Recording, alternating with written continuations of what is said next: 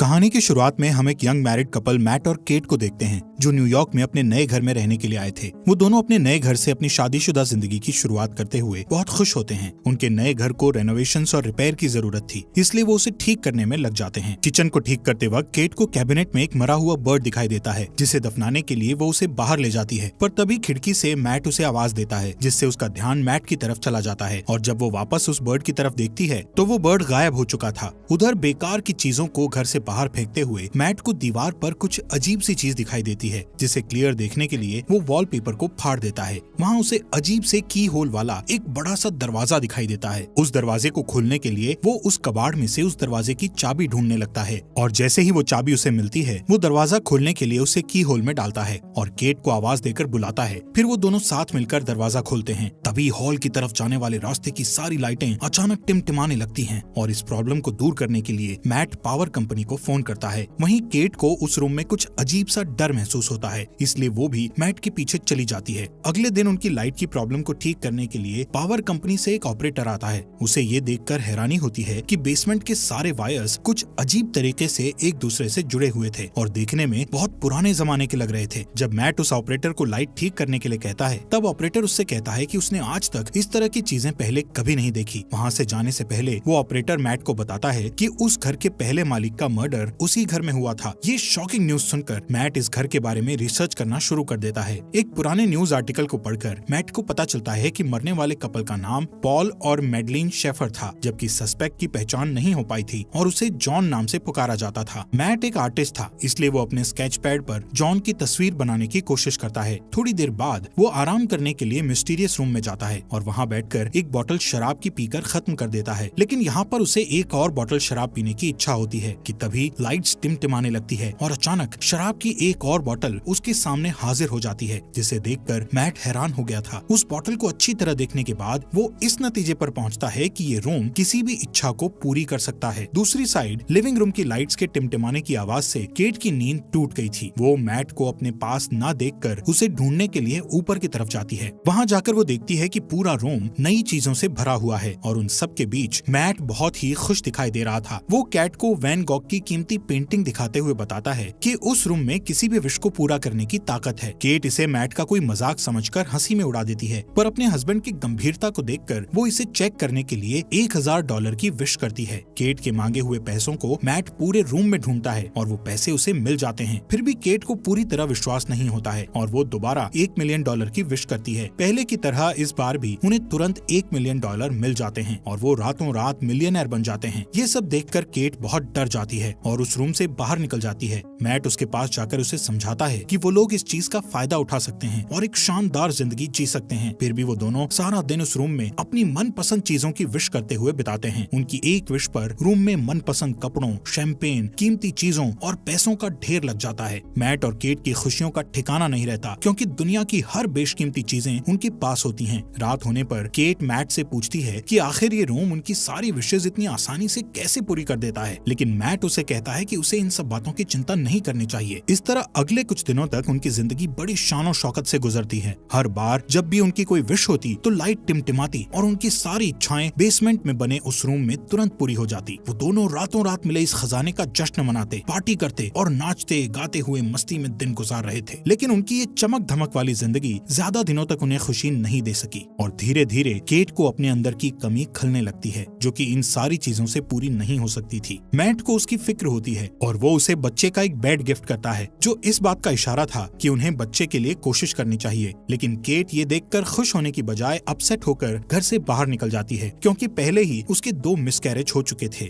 थोड़ी देर बाद केट वापस लौटती है और उस विशिंग रूम में जाकर एक बच्चे की विश करती है। जब मैट को ये बात पता चलती है तो वो केट पर नाराज होकर कहता है कि बिना उसकी सलाह लिए उसे बच्चे की विश नहीं मांगनी चाहिए थी। इस बात पर दोनों में काफी बहस होती है। केट कहती है कि उसने ये शॉर्टकट इसलिए अपनाया ताकि मिसकैरेज या लेबर पेन की तकलीफ न झेलनी पड़े। वो कहती है कि वो दोनों इस बच्चे के साथ बहुत खुश रहेंगे, पर मैट इस बात से अग्री नहीं होता और उस बच्चे को रूम में ले जाकर उसके गायब होने की विश करने को कहता है। वो दोनों उस रूम में जाते हैं, पर केट बच्चे को गायब करने की विश नहीं कर पाती और रोते हुए बच्चा मैट के हवाले कर देती है। पर गोद में बच्चे को लेकर मैट भी इमोशनल हो जाता है और वो भी उसे गायब करने की विश नहीं कर पाता और बच्चे को वापस केट की गोद में डाल देता है। आखिरकार दोनों बच्चे को अपने पास रखने के लिए राजी हो जाते हैं और इस तरह दोनों रातों रात पेरेंट्स बन जाते हैं। सीन शिफ्ट होता है और हम देखते हैं कि मैट की नजर अपने अधूरे ड्राइंग पर पड़ती है जिसमें वो जॉन का चेहरा बना रहा था। उसे देखकर वो फिर से अपने रिसर्च में लग जाता है और उसे पता चलता है कि वो सस्पेक्ट मर्डरर अभी भी जिंदा है और किसी साइकेट्रिक हॉस्पिटल में मौजूद है। एक दूसरे न्यूज आर्टिकल के मुताबिक जॉन का कहना था कि उससे ये मर्डर उस रूम ने ही करवाया था। ये जानने के तुरंत बाद ही मैट जॉन से मिलने के लिए निकल पड़ता है ताकि उससे उस रूम के बारे में और ज्यादा जानकारी हासिल कर सके।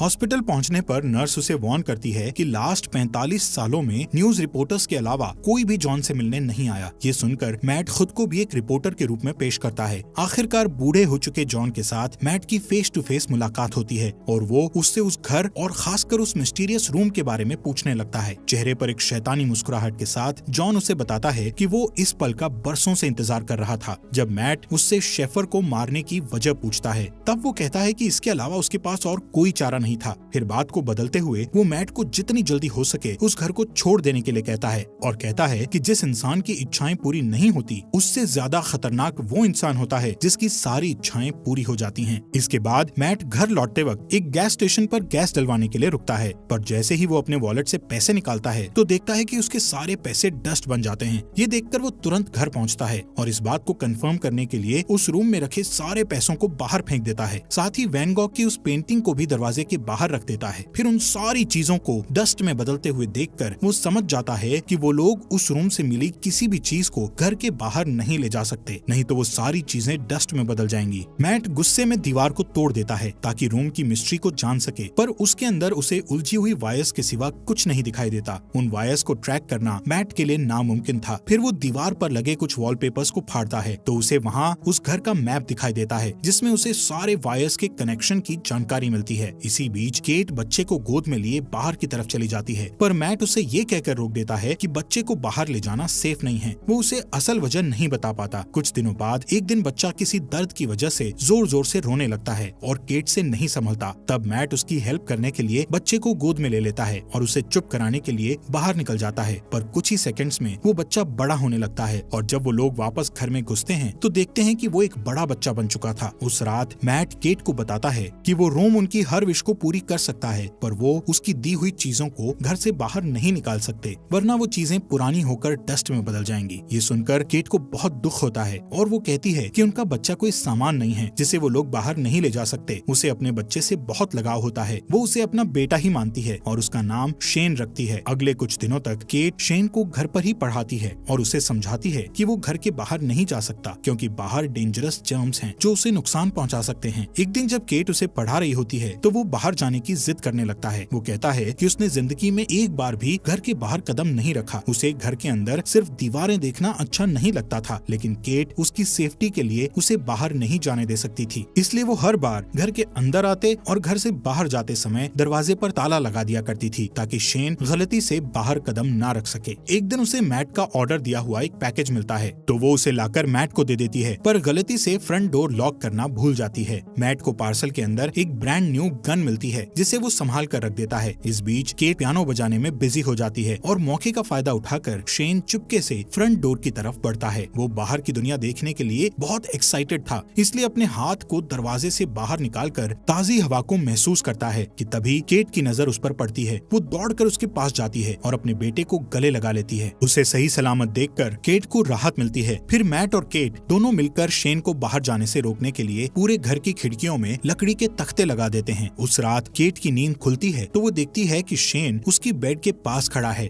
और वो उससे उसके पास सोने की परमिशन मांगता है। फिर शेन उससे कहता है कि वो हमेशा उसके साथ रहना चाहता है, जिसे सुनकर वो प्यार से उसे अपने गले लगा लेती है। शेन को उसकी बातों से तसल्ली नहीं मिलती और वो कुछ सोचने लगता है। फिर हम देखते हैं कि अगले कुछ दिन मैट अपने गन से शूटिंग की प्रैक्टिस करता रहता है। एक दिन जब वो प्रैक्टिस के बाद घर आता है तो देखता है कि शेन अपने आर्ट स्टूडियो के अंदर स्नो ग्लोब बनाकर खेल रहा है। वो शेन को सख्ती से गेम छोड़कर जाने के लिए कहता है। उसकी डांट सुनकर शेन के हाथ से स्नो ग्लोब गिरकर टूट जाता है। दरअसल मैट ने अभी तक शेन को अपना बेटा नहीं माना था, इसलिए वो उसके साथ बेरुखी से बात करता था। इधर ग्लोब टूटने की आवाज सुनकर केट तुरंत वहाँ पहुँचती है और अपने बेटे के साथ बाप जैसा बिहेव नहीं करने के लिए मैट से बहस करने लगती है। उस रात घर के अंदर चारों तरफ चक्कर लगाते हुए शेन को एक मैप मिलता है जिसे फॉलो करके वो बेसमेंट में पहुँच जाता जाता है जहाँ उलझी हुई वायर्स के बीच मेन पावर सोर्स था। उन सब से गुजरते हुए वो आखिर उस रूम तक पहुँच जाता है। रात भर पूरे घर में लाइट्स टिमटिमाती रहती है, पर मैट और केट नींद में होने के कारण कुछ नोटिस नहीं कर पाते। अगली सुबह जब मैट की नींद खुलती है तो उसे अपने बगल में एक नया स्नो ग्लोब पड़ा दिखाई देता है और इसके साथ ही टूटा हुआ ग्लोब कुछ दूरी पर रखा हुआ मिलता है। उसी वक्त लाइट्स को टिमटिमाते देखकर वो समझ जाता है कि क्या हो रहा है और तुरंत अपनी वाइफ को जगाता है। दोनों रूम की तरफ भागते हैं और वहाँ जाकर हैरान रह जाते हैं। शेन ने विश करके रूम के अंदर ही एक बड़ा सा आउटडोर एरिया क्रिएट कर लिया था। अब वहाँ रूम की बंद छत और दीवारों की जगह खुला आसमान और एक बहुत बड़ा फॉरेस्ट था जहाँ शेन स्नोमैन बनाने में बिजी था। केट अपने बेटे की बनाई हुई शानदार दुनिया को देखकर खुशी से इमोशनल हो जाती है और उसके साथ खेलने लगती है, जबकि मैट को